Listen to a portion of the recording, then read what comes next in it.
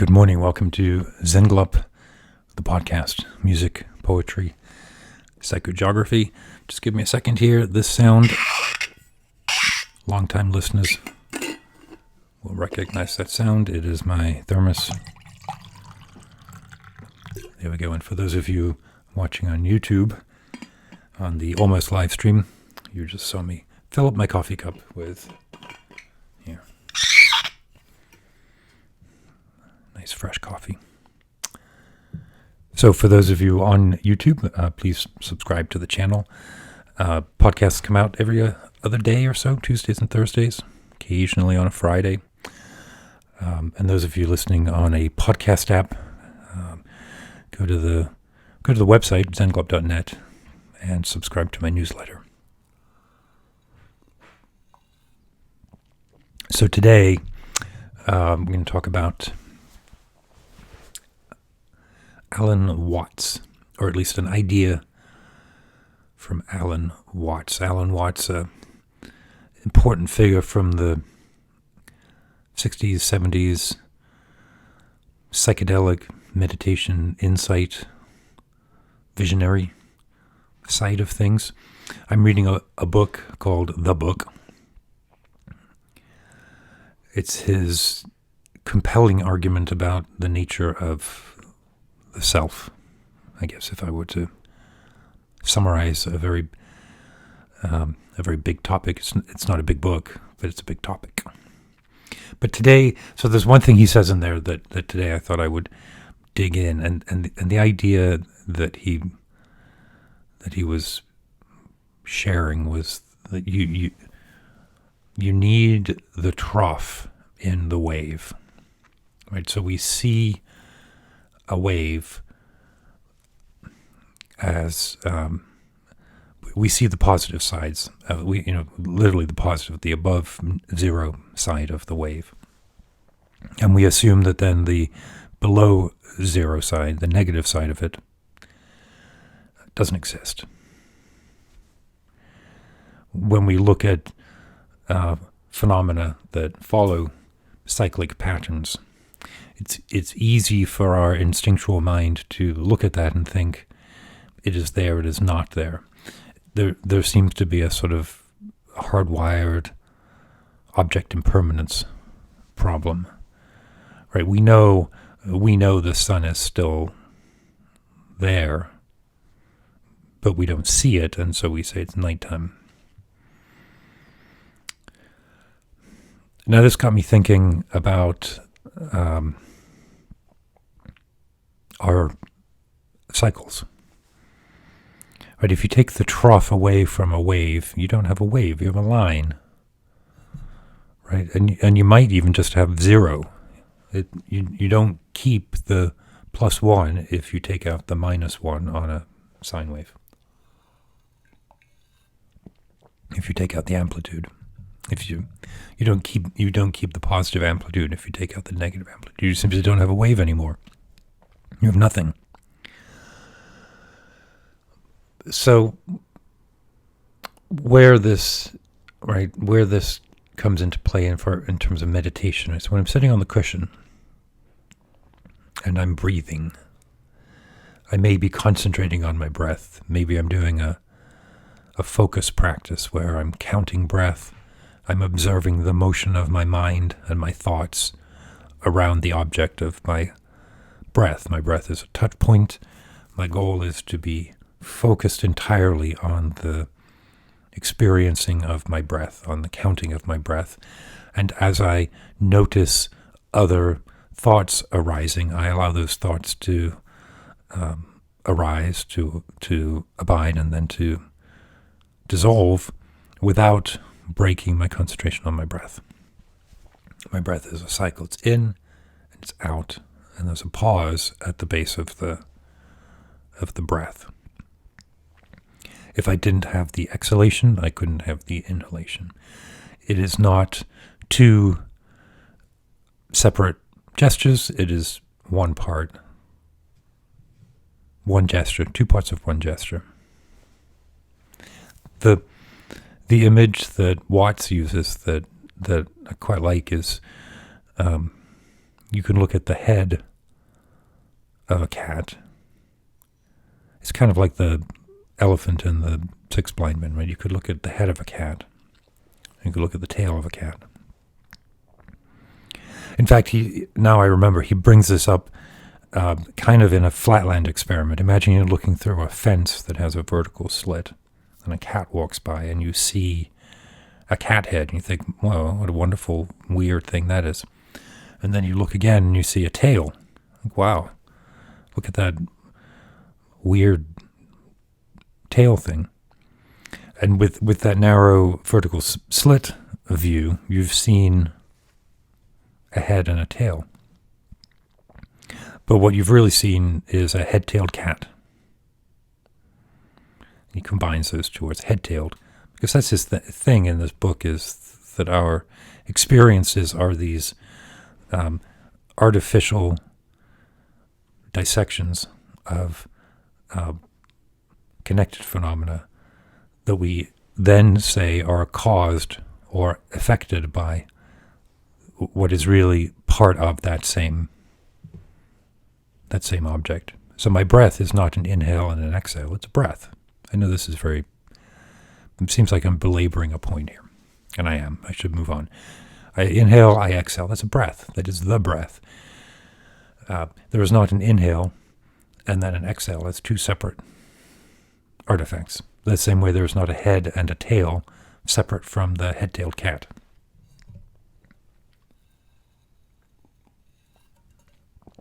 So my breath is this oscillation.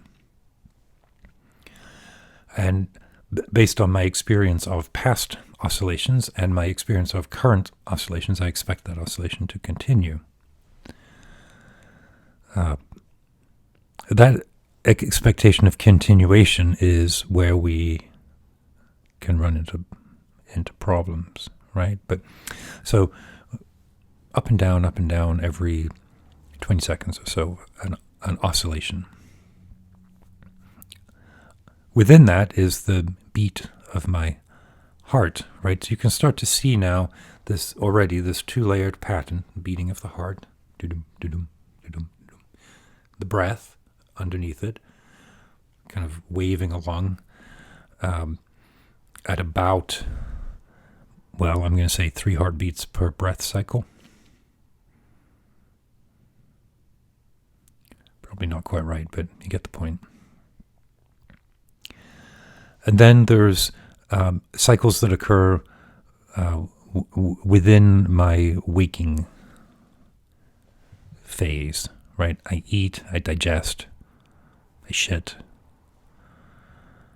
There's a sort of grosser metabolic, not gross in a disgusting sense, I literally mean more heavy, more tangible cycle that occurs within the body that's tied into a routine of metabolism that's at a more physical level than my breath. I drink water, I eat food, my body does things with it. But I've already given the game away here, right? That's within what I would call the waking phase. But there is no wake and then sleep. There is wake-sleep. Right? There is me moving through linear perception of time, wake-sleeping. The same way I'm in-outing my breath, I am wake-sleeping my consciousness.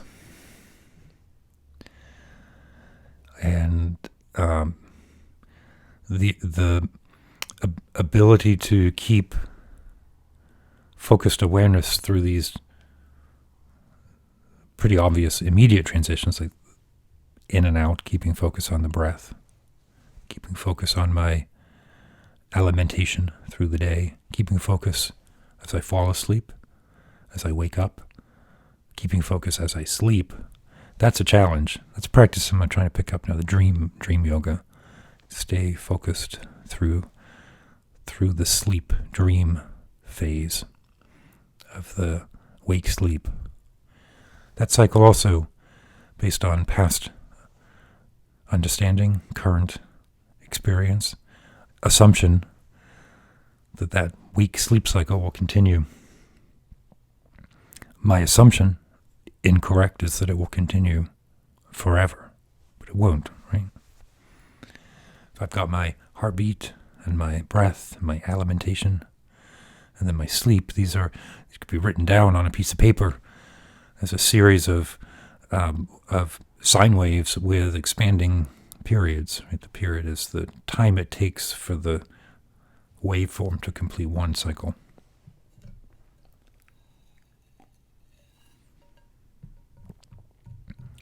Why would that pattern only be applicable to every part of my being up to my wake sleep, but not beyond?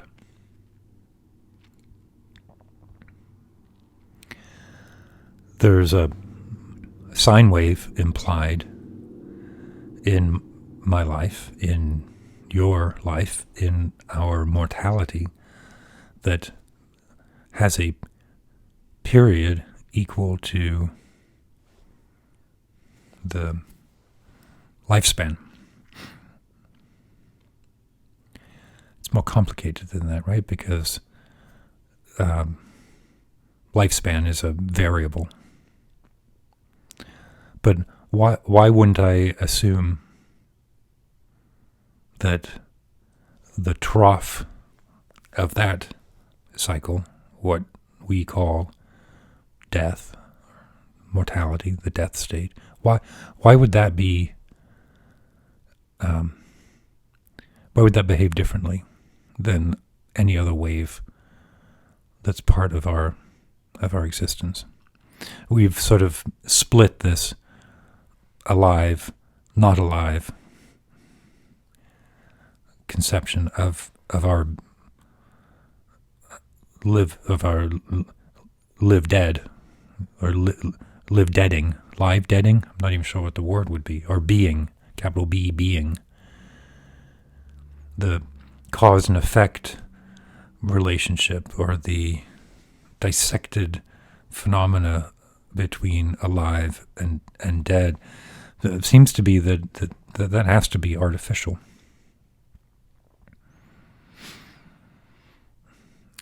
So the task that Alan Watts set himself is to plant a seed through this book, that suggests there's a way to just step outside that cycle, just long enough to realize that it's there, and then kind of let it go. Our cultural anxiety, and I will talk in those kind of broad terms, although I know that they're not 100% useful. Our alienation from that cycle is debilitating. I feel that. I think probably a motivating factor of my meditation practice is to try to get into a healthier dynamic, my relationship with that understanding of that cycle. I don't expect to know what it means. I'm not saying that. But to just have a better physical sense that there's a thing that we're a part of. I feel that quite strongly, whether it's humans as part of the world, whether it's consciousness as part of other consciousness. I don't know, but it's a driving factor in my practice. So Alan Watts, the book. Check it out. Again, remember to subscribe to the video channel here. And if you have questions, drop me a note, or comments, or criticisms. Drop me a note, zenglop@gmail.com. Keep your wits about you. Talk to you later.